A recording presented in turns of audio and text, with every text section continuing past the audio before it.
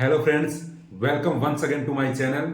तो जिस तरह से आज का करंट सिनेरियो है कि कट ऑफ इतनी हाई जा रही है, तो 640, 648 या 650 के आसपास मार्क्स आने के बावजूद भी किसी का सिलेक्शन नहीं हो रहा। ऐसे कुछ मेरे फ्रेंड्स भी थे जिनका सिलेक्शन नहीं हुआ। 640, 630 या 648 के आसपास भी मार्क्स आए हैं, बट उनका सिलेक्शन नहीं हुआ इस साल।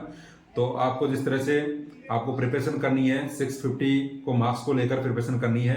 बिकॉज करंट सिनेरियो यही कहता है कि आपको एक टारगेट बनाकर चलना पड़ेगा कि इतने मार्क्स अचीव करने के बाद हमें एमबीबीएस सिलेक्शन हो पाएगा। तो इस वीडियो में हम इसी बात को लेकर डिस्कस करेंगे कि हम कैसे अचीव करें 650 मार्क्स से अबव मार्क्स कैसे अचीव करें और एक गवर्नमेंट कॉलेज अब हम ले पाए। जैसे कि आपको मुझे मेरे बारे में पता है कि मैंने 670 मार्क्स कैसे अचीव किया, तो मैं अपना एक्सपीरियंस शेयर करूंगा कि मैंने किस तरह से पढ़ा था, किस तरह से मैंने बायोलॉजी पढ़ी, किस तरह से मैंने फिजिक्स और केमिस्ट्री पढ़ी, कैसे मैं टेस्ट देता था, किस तरह से मैं प्रिपरेशन करता था। तो उन्हीं सब चीजों के बारे में आज इस वीडियो में डिस्कस करेंगे। तो आप इस वीडियो में स्टार्टिंग से लेकर एंड तक बने रहिए और केयरफुली आप मेरी बातों को सुनिए। Hey hi everyone, my name is Chhotu Ram Saini, currently pursuing MBBS first year MRA medical college Ambedkar UP. तो इस वीडियो को स्टार्ट सबसे पहले बायोलॉजी से स्टार्ट करते हैं। आप सभी को पता है कि बायोलॉजी एक मेजर सब्जेक्ट होती है नीट के अंदर। वो 50% सिलेबस को कवर कराती है, यानी 50% मार्क्स को कवर करती है। 360 का मार्क्स को हमें देकर जाती है बायोलॉजी। अगर हम बायोलॉजी को अच्छे से करते हैं तो हमारा स्कोर इतना लेवल तक बूस्ट कर देती है कि हमें आगे फिर सिलेक्शन के लिए कॉम्पीट करना पड़ता है केमिस्ट्री और फिजिक्स में। तो सबसे पहले यही बातें करते हैं कि मैं कैसे पढ़ता था बायोलॉजी को और मैंने किस तरह से अच्छा स्कोर किया बायोलॉजी में। तो उसके बारे में हम डिस्कस करते हैं कैसे मैंने किया।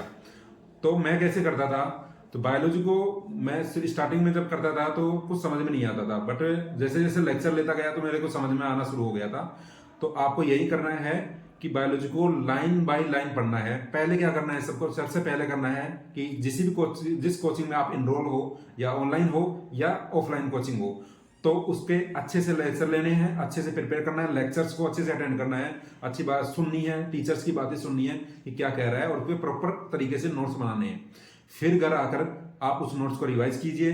नोट्स को रिवाइज करने के बाद फिर एनसीईआरटी पे जाइए, और एनसीईआरटी को आप एज ए बाइबल मानना है नीट के लिए।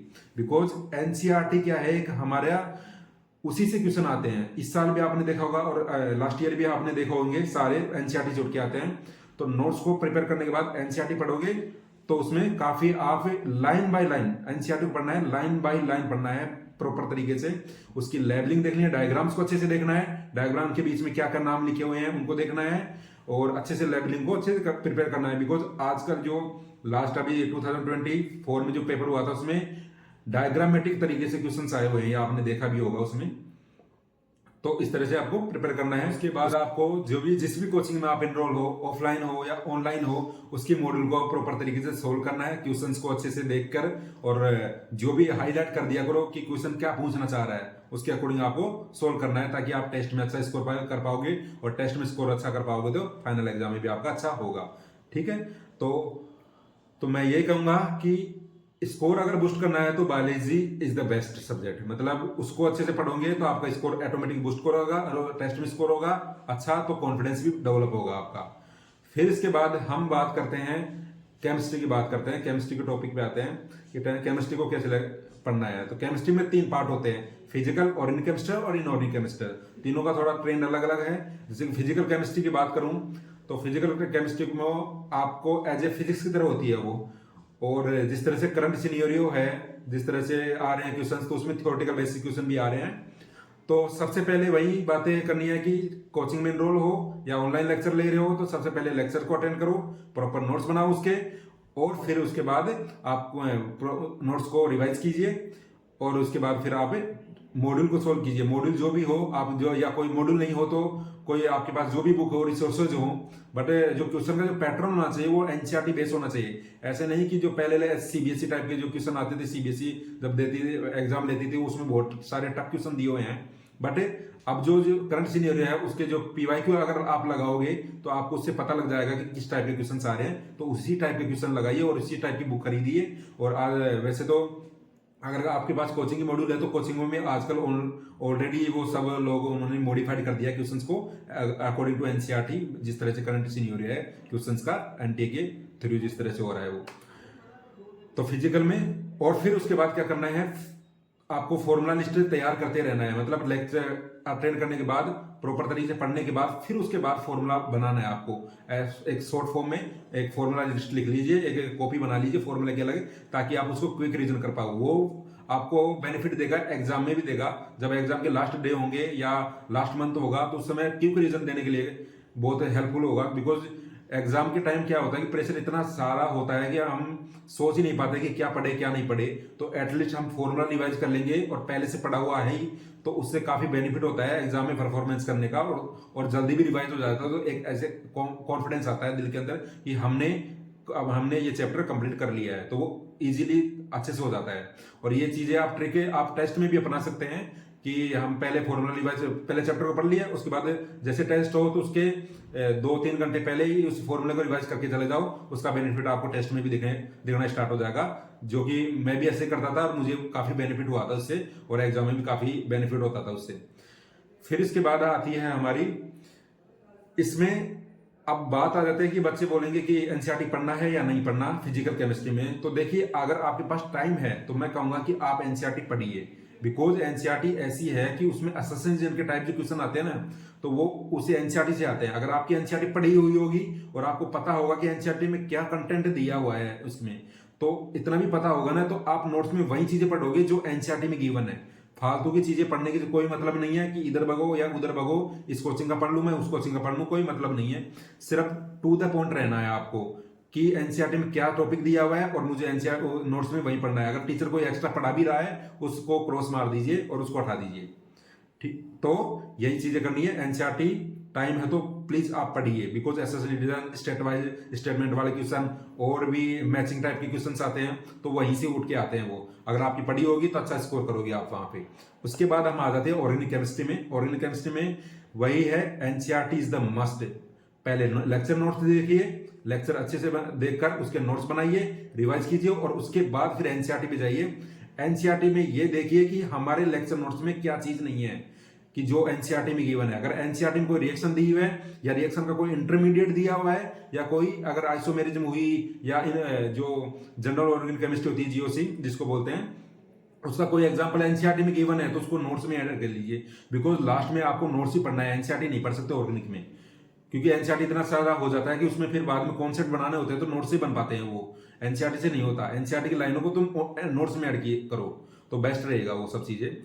एग्जाम्पल्स है उनको भी ऐड कर लीजिए, या कोई एक्स्ट्रा लाइन दी हुई है एनसीईआरटी में तो उस टॉपिक को वहीं, जो रिएक्शन है, जैसे मान लो स्वार्ज रिएक्शन है, तो स्वार्ज रिएक्शन का जो भी चीजें दी है एनसीईआरटी में और अपने नोट्स में नहीं है तो उसको वहीं ऐड कर लो। इंटरमीडिएट गिवन है तो वहीं ऐड कर लो, वहीं उसी को। तो ऐसे करोगे तो आपके नोट्स प्रिपेयर हो जाएंगे, और लास्ट में आपको वही नोट्स पढ़ने हैं, एनसीईआरटी नहीं पढ़नी है। एनसीईआरटी को सिर्फ एक बार पढ़िए, अगर नहीं याद, मतलब अगर और भी वीक है तो एक बार और देख लीजिए अगर टाइम है तो आपके पास। बट एटलीस्ट इतना तो पता होना चाहिए हमें कि एनसीईआरटी में कौन सा टॉपिक गिवन है और कौन सा नहीं है। एनसीईआरटी में जो टॉपिक गिवन है वही पढ़ना है, जो रिएक्शन है एनसीईआरटी में गिवन है वही पढ़नी है, एक्स्ट्रा पढ़नी नहीं है। कुछ भी एक्स्ट्रा आएगा नहीं वहां नीट में। मैंने तो खूब देखा है, मैं जब से एग्जाम दे रहा हूँ 2019 से, तब से आज तक देख रहा हूँ कि ट्रेंड वही है, एनसीईआरटी वाला ही आ रहा है। असल टाइप के क्वेश्चन हो जाएंगे आपसे, स्टेटमेंट वाला टाइप भी उसी से हो जाएंगे, बस आप अच्छे से प्रिपेयर करोगे तो। इनऑर्गेनिक की बात करूं तो इनऑर्गेनिक में सिर्फ वही चीजें देखिए। इनऑर्गेनिक क्या है कि बच्चों को कुछ को जो शुरुआत में जब फ्रेशर होते हैं तो बच्चों को समझ नहीं आती इनऑर्गेनिक। तो एटलीस्ट प्लीज मैं ये कहूंगा कि जो फ्रेशर बच्चे हैं उनको समझ नहीं आ रही है इनऑर्गेनिक कैसे पढ़ना है, कुछ लोगों को टफ लगती है, जैसे मुझे लगती थी टफ पहले। तो प्लीज आप एक बार नोट्स, जो लेक्चर है ना, उसको अच्छे से देख लीजिए, और लेक्चर को है ना नोट्स बनाओ या ना बनाओ वो मुझे नहीं, ऐसा कहूंगा मैं कि जैसे पीरियोडिक टेबल होती है, केमिकल बॉन्डिंग होती है, इनऑर्गेनिक के चैप्टर हैं, तो इसमें क्या है कि नोट्स बनाना प्रॉपर होता है। उसमें एनसीईआरटी पढ़ोगे बट नोट्स प्रॉपर बनेंगे ना, क्योंकि कॉन्सेप्ट होते हैं इसमें नोट्स के अंदर। नोट्स में जब टीचर पढ़ाता है उसमें कॉन्सेप्ट बताता है हाइब्रिडेशन का, पीरियोडिक टेबल में जैसे आयनेशन एंथैल्पी होगी, इलेक्ट्रॉन गेन एंथैल्पी होगी, इनके प्रॉपर नोट्स वो होते हैं, कॉन्सेप्ट होते हैं, उसके अकॉर्डिंग सोल्व करते हैं। एनसीईआरटी पढ़ने से कुछ काम नहीं चलेगा, पहले नोट्स को पढ़ो, उसको कॉन्सेप्ट को समझो, जो पीरियोडिक टेबल और केमिकल बॉन्डिंग की बात कर रहा हूं मैं, और फिर उसके बाद एनसीईआरटी पढ़ो और एनसीईआरटी में क्या गिवन है और कौन सी ऐसी लाइन है जो हम देख सकते हैं, मतलब उसके एग्जांपल से देख सकते हैं, उसको नोट्स में कवर कर दो, पीरियोडिक टेबल और केमिकल बॉन्डिंग में। उसके बाद जो ब्लॉक केमिस्ट्री होती है, जैसे कि डी ब्लॉक है 12th क्लास का, वो नीट में आ रहा है। हालांकि वैसे डी ब्लॉक ये सब हट गए, मतलब डी ब्लॉक तो है, बट जो ब्लॉक केमिस्ट्री है, पी ब्लॉक है केमिस्ट्री, मतलब उसमें आते हैं क्वेश्चन। कहा था लोगों ने पहले, इससे पहले यूट्यूब से वो चल रहे थे कि पी ब्लॉक नहीं आता, बट इस साल आया था, पी ब्लॉक से क्वेश्चन आया था। तो प्लीज आप पढ़िए, पी ब्लॉक को पढ़ना है, आपको प्रॉपर तरीके से पढ़ना है। एस ब्लॉक को हटा सकते हैं आप, बट पी ब्लॉक को आपको पढ़ना है।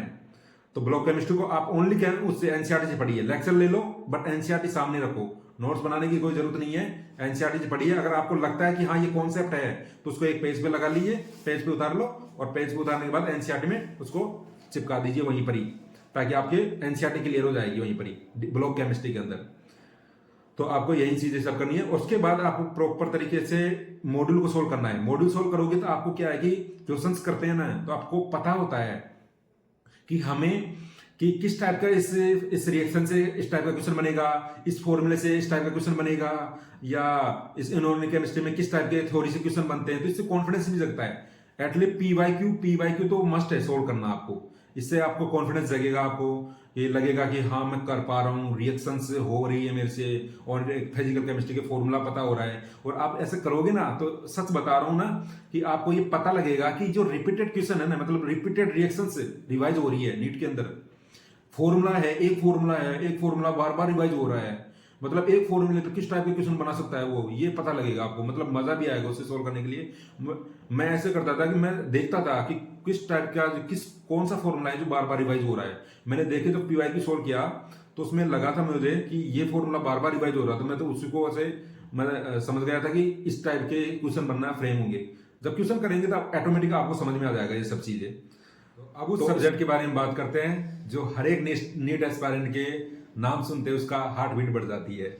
तो फिजिक्स के बारे में बात करते हैं, और जिसकी वजह से मेरा सिलेक्शन भी नहीं हो रहा था। तो मैंने कैसे उसमें 41 क्वेश्चन सही करके आया था मैं, तो उसकी स्ट्रेटेजी मैं बताता हूं। तो सबसे पहले वही चीजें करनी है कि फिजिक्स में यही है कि बातों को अच्छे से सुनो, टीचर्स की बातों को अच्छे से सुनो, प्रॉपर नोट्स बनाओ, उसके रिवाइज कीजिए। जितना आप रिवाइज करेंगे ना, हर एक सब्जेक्ट की मैं बात बता रहा हूँ, फिजिक्स की नहीं है, हर एक सब्जेक्ट को जितना रिवाइज करोगे ना, आप उतना ही निखरोगे आप वहां। मतलब जितनी बार रिवाइज करोगे उतना ही आपको याद होगा, और उतनी बार आपको पता लगेगा कि इस चीज में नई चीज क्या है, या ये चीज क्या चीज मुझे समझ नहीं आ रही थी पहले और अब समझना स्टार्ट हो गया। ये सब चीजें सब हर एक सब्जेक्ट की बात है। तो फिजिक्स में भी ऐसा ही है सब, कि आप लेक्चर को अटेंड करेंगे, फिर उसके बाद प्रॉपर नोट्स बनाएंगे, उसका रिविजन करेंगे, तो फॉर्मूलाज याद होंगे, उसके कॉन्सेप्ट याद होंगे, और फिर उसके बाद आपको क्वेश्चन तो करना मस्ट है फिजिक्स में। तो आप ये सोच लीजिए कि आपको है ना लेक्चर अटेंड करने के बाद और उसके नोट्स बनाने के बाद तो क्वेश्चन तो करना ही है, बिकॉज आप क्वेश्चंस करेंगे तभी आपको कॉन्सेप्ट अच्छे से क्लियर हो पाएंगे। फिजिक्स में तो ये समझ लीजिए, आपको अगर फिजिक्स में अच्छे से करना है ना, और सिलेक्शन, फिजिक्स है सिलेक्शन कराने वाली, स्कोर कराने वाली बायोलॉजी एंड केमिस्ट्री है। आपको बायोलॉजी और केमिस्ट्री अच्छा स्कोर लेके चली जाएगी आपको, बट सिलेक्शन तो केमिस्ट्री फिजिक्स ही करवाएगी। क्योंकि फिजिक्स ऐसे सब्जेक्ट है ना कि हर बच्चा नहीं कर पाता। मतलब आजकल तो क्या है कि क्वेश्चन इस टाइप के आ रहा है कि आजकल तो बच्चे भी कर पा रहे हैं, बट फिर भी आजकल जो सिलेक्शन जो करवाती है वो फिजिक्स ही करवाती है। केमिस्ट्री बायोलॉजी सब कर लेगा, फिजिक्स हर कोई नहीं कर पाएगा। तो उसके लिए आपको क्वेश्चंस प्रैक्टिस करनी है। मैं आपको मेरे बारे में बताता हूं, जब मैं स्टार्टिंग किया था ना मैं फिजिक्स से, तो मेरे से एक क्वेश्चन सोल्व करने में या एक या दो क्वेश्चन सोल्व करता था मैं 2 घंटे के अंदर। आप समझ सकते हो 2 घंटे के अंदर 2 क्वेश्चन सोल्व कर पाता था। मतलब मैं क्या है कि हिंदी मीडियम से स्टूडेंट था, हिंदी मीडियम में स्टूडेंट होने के बाद मेरे को लैंग्वेज समझ नहीं आती थी, क्योंकि हर एक जो हिंदी मीडियम स्टूडेंट है वो मेरी बातें समझ पा रहे होंगे, उनको सब पता होगा कि क्या होता है। तो आप समझ लीजिए वहां से उठ के मैं हूं ना, मैंने इतनी प्रैक्टिस की थी, इतने क्वेश्चन लगाए कि मैं है ना हर एक क्वेश्चन को देखते है ना मैं पहचान जाता हूँ कौन सा फॉर्मूला अप्लाई होगा यहाँ पे। हर एक चीज को मैं समझ जाता हूँ कि कौन सा कॉन्सेप्ट अप्लाई होगा यहाँ पे। और ऐसे करते करते मेरे लास्ट में जब सिलेक्शन हुआ तो 41 मैंने क्वेश्चन सही करके आए। तो एक मेरे लिए एक बिग अचीवमेंट था एक तरह से। मैं समझ रहा, मेरे को जब हुआ कि 41 क्वेश्चन हो गए तो मेरे को खुद को सरप्राइज लगा था। तो आपको प्लीज यही करना है, जितना ज्यादा क्वेश्चन प्रैक्टिस करेंगे आप फिजिक्स को उतना ही समझेंगे। मोर देन, मतलब जितना, ऐसे समझ लो आपको ना पर डे 45 क्वेश्चन तो करने ही है। मतलब पर डे कोई भी चैप्टर अगर पढ़ रहे हो तो उसके 45 क्वेश्चन कहीं नहीं है। कोई सी बुक लगाओ, और बुक लगाओ तो वही लगाना जो एनसीईआरटी की तरह से, मतलब जिस तरह से ट्रेंड चल रहा है ना वो क्वेश्चंस का। ऐसे नहीं कि लंबे लंबे क्वेश्चन जेईई एडवांस तक के कर रहे हैं, उनका कोई मतलब नहीं है। आप स्ट्रेट फॉरवर्ड लाइन वाले या 2-3 लाइन वाले जिस तरह से सिंगल टाइप के क्वेश्चन आते हैं ना, उस टाइप के क्वेश्चन करिए। वो आपको पीवाईक्यू से पता लग जाएगा किस टाइप के क्वेश्चन मुझे सोल्व करने हैं। जेईई एडवांस और मेंस लेवल तक के जाने की कोई जरूरत नहीं है। कुछ बच्चे करते हैं ऐसी चीजें, बट मुझे नहीं लगता कि उसे ये करने की कोई जरूरत है, क्योंकि मैंने तो कभी नहीं किया, तो मैं अच्छा खासा स्कोर करके भी आया हूँ, तो इसलिए वो कोई जरूरत नहीं है। एनसीईआरटी का यह है कि फिजिक्स में एनसीईआरटी देखिए, आजकल क्या है कि असेसमेंट रीजनिंग के टाइप क्वेश्चन आ रहे हैं, तो उसकी वजह से आपको एनसीईआरटी पढ़ना पड़ता है। बट उन बच्चों की मैं बारे में बोल रहा हूँ जो बच्चे अभी मतलब 550 स्कोर नहीं कर पा रहे, तो प्लीज आप फिजिक्स के लिए एनसीईआरटी को अवॉइड कर दीजिए। बट जो बच्चे 600 या 650 भी स्कोर कर रहे हैं ना, तो उनको बारे में मैं ये कहूंगा कि प्लीज आप एनसीईआरटी पे फोकस कीजिए। लेक्चर अटेंड करने के बाद नोट्स बनाओ, नोट्स को रिवाइज कीजिए, और फिर एनसीईआरटी को प्रॉपर तरीके से पढ़िए। उससे क्या होगा, आपकी जो स्टेटमेंट टाइप के क्वेश्चन आते हैं, एसएससी रीजन वाले, मैचिंग वाले क्वेश्चन, वो सारे सोल्व हो जाएंगे, तो आप अच्छा स्कोर कर पाओगे आपके उसमें नीट के अंदर, और ये टेस्ट में भी आप देख पाओगे। तो यही सब चीजें हैं। तो प्लीज आप, जो मैं लास्ट में कहूंगा कि जो बच्चे हिंदी मीडियम से हैं, अब मैं थोड़ा बताना चाहूंगा कि हिंदी मीडियम बच्चों के पास क्या प्रॉब्लम आती है, जैसे मुझे आई थी। कि एक तो क्या है कि हमारी जो एनसीईआरटी है ना, उसमें ही चीजें गलत दी हुई है। मतलब एनसीईआरटी जब पढ़ोगे, बायोलॉजी की एनसीईआरटी, और वही है क्योंकि हम पढ़ते ही बायोलॉजी है एनसीईआरटी से, तो उसमें बहुत सारी चीजें एरर है। समरी में भी एरर है, समरी भी पढ़ देना चाहिए। वैसे मैं बता देता हूँ, समरी पढ़ना चाहिए, समरी में भी एरर है, और कुछ चीजें है बहुत सारी जिनको समझ नहीं आता। तो आपको मैं एक रिकमेंड करना चाहूंगा कि आप बायोलॉजी के अंदर एक इंग्लिश मीडियम वाली एक बुक ले लीजिए 11th और 12th की, और उसको भी आप देखते रहिए साइड बाय साइड। उससे क्या है कि आपकी जो एग्जांपल्स है, डायग्राम्स, इवन मैं डायग्राम्स की बता दूं कि आप जैसे एनाटॉमी में था एक डायग्राम मैंने देखा था, उस एनाटॉमी में डायग्राम का जो जो अपनी डंबल शेप जो गार्ड सेल्स होती है, उनकी जो अभी क्वेश्चन आया भी था नीट के अंदर, उसकी लेबलिंग गलत दी हुई है एनसीईआरटी में। देख लीजिए, आपको ओपन करके देख लीजिए एनसीईआरटी हिंदी की, और इंग्लिश वाली देखोगे तब उसमें अच्छी लेबलिंग दी हुई है, तो आप दोनों कंपेयर कर पाएंगे। और भी है एरर बहुत सारी है जो मैं बता नहीं पाऊंगा यहाँ पे। तो प्लीज मैं आपको कहूंगा कि ये थोड़े बहुत पैसे खर्च होंगे, बट आप एक इंग्लिश मीडियम वाली बुक ले लीजिए, और उसको जैसे हिंदी वाली पढ़ो उसी साथ उसके साथ उस चैप्टर को ओपन कर लो, और उसे देखते रहो कि कौन सी चीजें एरर दी हुई है। एग्जाम्पल्स भी कुछ एरर दी हुई है उनमें। तो ये सब चीजें आपको करनी है हिंदी मीडियम वाले स्टूडेंट्स को। इंग्लिश मीडियम वालों को कोई प्रॉब्लम नहीं है, इंग्लिश बढ़िया है, जो है लिखा हुआ है वही माना जाएगा आंसर। अब बात कर लेता हूं मैं टेस्ट को। टेस्ट कैसे देना है आपको? पढ़ने के बाद कोचिंग के टेस्ट होते हैं, या अगर कोई बच्चे अगर टेस्ट में इनरोल नहीं है, तो प्लीज मैं कहूंगा कि आप कोई भी टेस्ट ले लीजिए। ऑनलाइन लेक्चर, ऑनलाइन में काफी चीजें मिल रही है आपको, ऑनलाइन सर्विस है काफी, पीडब्ल्यू की है, और भी अदर कोचिंग हैं उनकी, जो काफी फ्री ऑफ कॉस्ट तो नहीं है कहूंगा, बट थोड़ा मतलब इतना भी कोई फीस नहीं है उनकी, काफी कॉस्टली है सब चीजें। तो अगर ऑनलाइन आप लेंगे, टेस्ट लेंगे, तो उससे क्या है कि आपको पता लगेगा कि किस टाइप के क्वेश्चंस बन रहे हैं, प्रैक्टिस होगी, टाइम टेबल बन पाएगा, 2 बजे से लेकर 5 बजे तक पेपर सोल्व कर पाओगे, तो वो आपके टाइम मैनेजमेंट होगा। बहुत सारी चीजें आप सीख पाओगे। टेस्ट करने के बाद आपको टेस्ट का एनालिसिस करना बहुत जरूरी है। आपको टेस्ट ऐसे दीजिए मतलब कि आपका फाइनल एग्जाम है ये, और उसके बाद आने के बाद रूम पे आने के बाद फिर उसको एनालिसिस कीजिए मेरे कौन से टाइप के क्वेश्चन गलत हुए हैं, किस टाइप के क्वेश्चन फ्रेम हो रहे हैं। तो ये सब चीजें करेंगे तो आप दिन भर आपको अपने आप को इंप्रूव करेंगे, और बहुत अच्छा आप स्कोर करके आएंगे नीट के अंदर। तो यही सब चीजें हैं मैंने कहा। और अगर आपको अगर इम्प्रूव कर पाते हैं मेरी ये जो स्ट्रेटेजी मैंने बताई है उस तरह से, तो प्लीज मुझे बताइए, और इस कमेंट सेक्शन में बताना मुझे, जब भी आपके स्कोर अगर अच्छा आना शुरू हो जाए, तो ये सब चीजें मुझे बताना। और मैंने लास्ट वीडियो में भी एक चीजें बोली थी कि आप टाइम टेबल प्रॉपर बनाएंगे, तभी आप टाइम का अच्छे से यूटिलाइज करेंगे। उसके लिए आप अलग से एक डायरी रखिए, और रात को सोने से पहले उसका टाइम टेबल बना लो, तो बेटर रहेगा। अगले नेक्स्ट डे का वो टाइम मतलब खराब नहीं कर पाओगे आप, उससे पता लग पाएगा कि हमें नेक्स्ट डे हमें क्या करना है, और वो पहले से फिक्स रहेगा, तो बेटर रहेगा। आप फालतू चीजों में टाइम वेस्ट नहीं करेंगे। तो थैंक यू डियर फ्रेंड्स। तो जो आप मेरे इस वीडियो में बने रहे और मुझे सुने, तो ऐसी मैं आपको ऐसी इस टाइप की मैं वीडियोस लाते रहूंगा। नेक्स्ट वीडियो में भी इस तरह से वीडियोस में आपको मोटिवेट करता रहूंगा, जिस तरह जब तक आपकी नीट की एग्जाम नहीं हो पाती, तब तक मैं ये सब चीज़ें मैं करता रहूँगा। और आप अगर आपको पर्सनली अगर डाउट है तो मैं मेरे जो डिस्क्रिप्शन है उसमें मैं मेरी जो इंस्टाग्राम आईडी है वो मैं शेयर करता हूँ, हर वीडियो में शेयर करता हूँ, वहाँ पे आप मुझे डीएम कर सकते हैं। तो आपको मैं हर एक मैसेज को देखता भी हूँ, तो अगर कोई पर्सनल प्रॉब्लम है तो मुझे शेयर करना। तो लास्ट में यही कहूँगा कि अपना हेल्थ का बहुत ख्याल रखना। थोड़ा ठंड पड़ रही है तो बहुत ज़्यादा मतलब बीमार मत हो जाना, थोड़ा हेल्थ का ध्यान रखोगे, खान पीन का भी ध्यान रखना। अगर अभी बीमार हो जाओगे तो आपके पास टाइम नहीं है, आप इम्प्रूव नहीं कर पाएंगे। थोड़ा अपना हेल्थ का ध्यान रखते हुए स्टडी करना। तो मैं अपनी तो अब इस वीडियो का मैं यहीं एंड करते हैं। तो अपना ध्यान रखना, टेक केयर, बाय बाय।